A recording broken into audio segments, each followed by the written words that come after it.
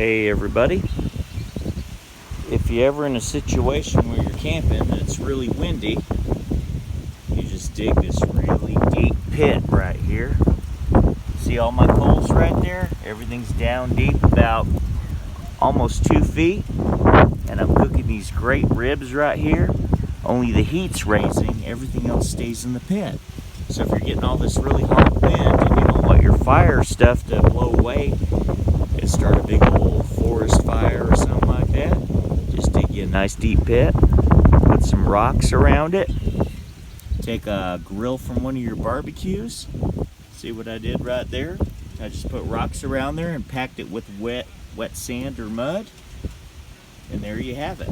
It holds the grill right there on each side. Got nice hot coals there. Got my ribs cooking. Slow cooking ribs.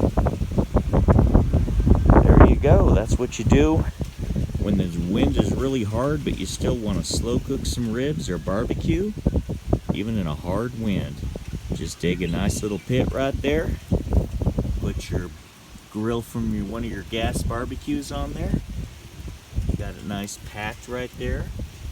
I surrounded the pit with rocks, and then I packed it with wet sand or mud, because once you light the fire up, it's going to heat and harden all the mud and sand, kind of make almost a kiln effect.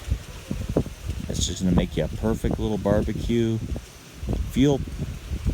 cooking pit while you're cooking out and you're camping like me. I'm camping out right now at the lake. Got the Expedition sleeper out there that pulled my trailer out here, doing some camping, and I want to slow cook some ribs.